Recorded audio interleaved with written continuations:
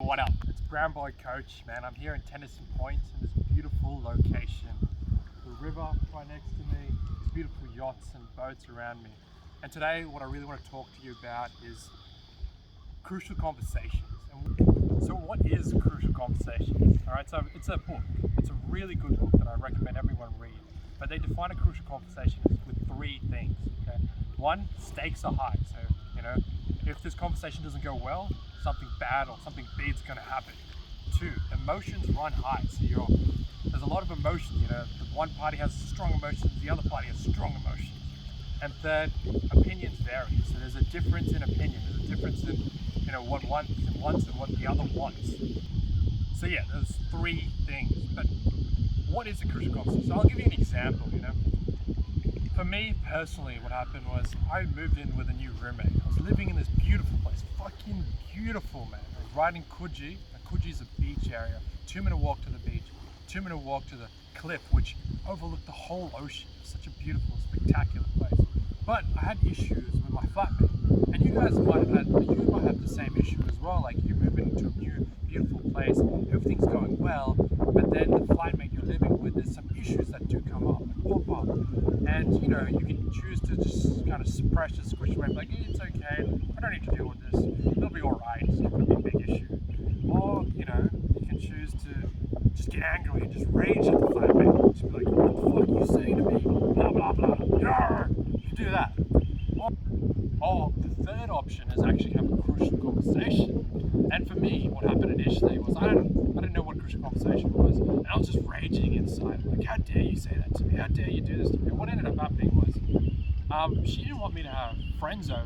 I was like, what do you mean? I'm paying the same amount of rent. In my head, I didn't say this to her. In my head, I'm like, I'm paying the same amount of rent. We're both equal owners of this place. How can you say that I can't invite friends over?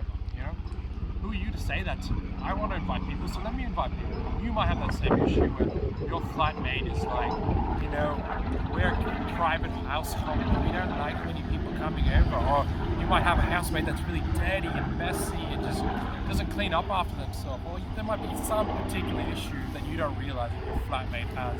And as you spend time and live with them, you start to see this and it starts to annoy you. And that's a perfect time to actually have a crucial conversation.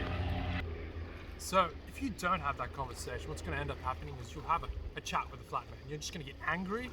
Both people are going to get frustrated and pissed off.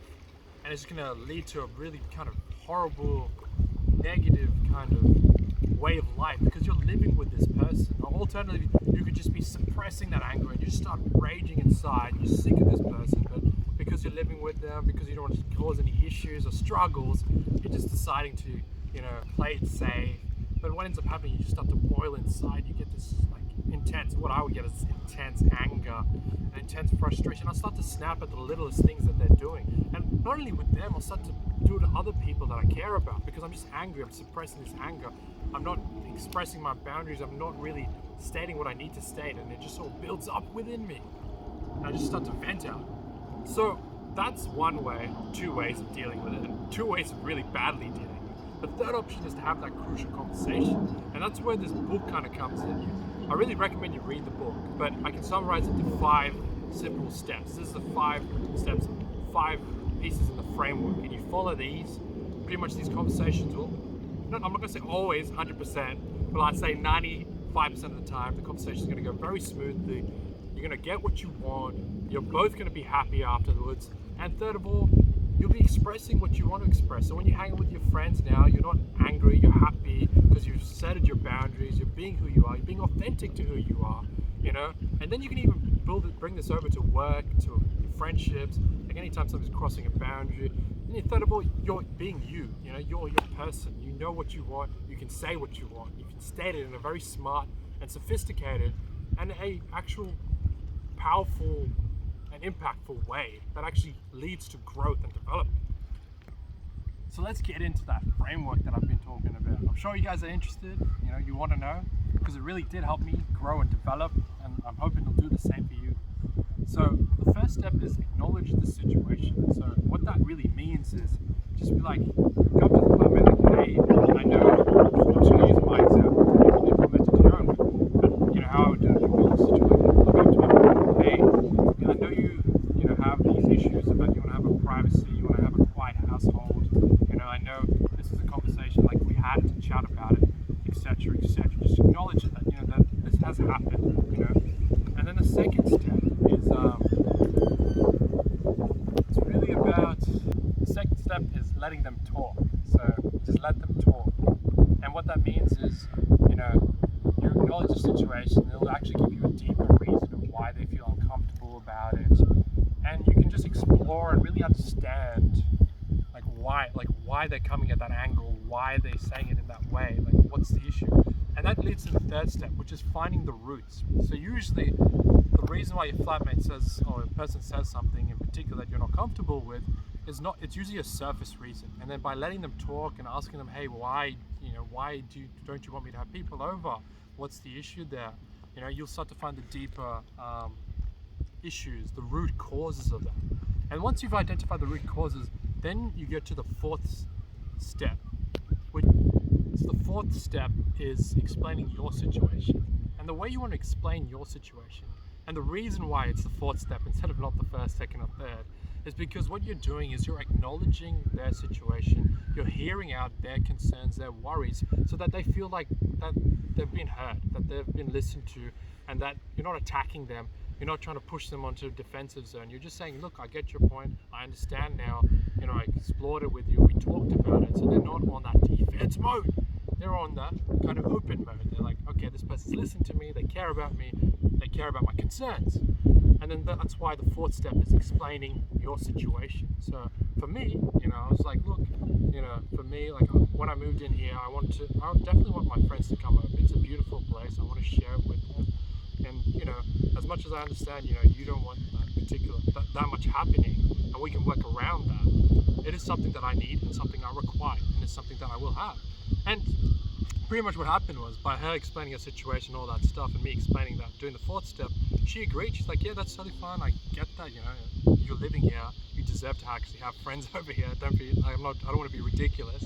And, you know, all this anger that I had up in me, like, how dare she say this to me, how dare she say that to me? Like, once I actually had a proper conversation, and a structured conversation, instead of just an raging conversation, we actually made massive headway. And I realized she's a normal human being. She's also open to actually, you know, hearing and discussing and listening. And then that leads me to the final step, which is the fifth step, which is create a win-win situation. So pretty much, you know, I can understand she wants privacy. I can organize, you know, that when I have my friends over, it'll be on days that she's okay with, that I'm okay with, days that she might be away, you know. So that way she can still have her privacy, she can still have a quiet time. Or I can just let her know when I'm having my friends over, and then she knows she can hang out in her room, and that's fine. And that's pretty much what it came down to. That's what it boiled down to, literally, once, you know, by, you know, finding out the root causes, you know, acknowledging the situation, finding out the root cause. The biggest issue was that she was constantly surprised that I had friends over, and she didn't know or wasn't told, and she was just lying on the sofa, not dressed the best, or etc. And that's what was her issue. So she simply just stated on what we simply agreed on, like, when we have friends coming over, is just give each other a text in the group. Just say, hey, I have a friend coming over soon, and, you know, that's it. And that's all we needed to do. But I built up this massive story in my head, like, how dare she say this to me? And I'm sure you do that as well, you know. Until you actually have that conversation, that open conversation with one another, you don't really know what the real reason is. And once you know the real reason, it's very easy to find a win-win situation. So that's a crucial conversation, and that's how I frame it. And what I want you to do is write down one place that you need to have a crucial conversation. With who? You can just say, you know, friend A or friend B, whatever. You don't have to give any name. Just say one crucial conversation, one issue that you've been having. Write it in the comments below and say how you're going to kind of follow that framework, and then just do that and let me know how it goes, you know? And thank you for listening. This is Brown Boy Coach signing off.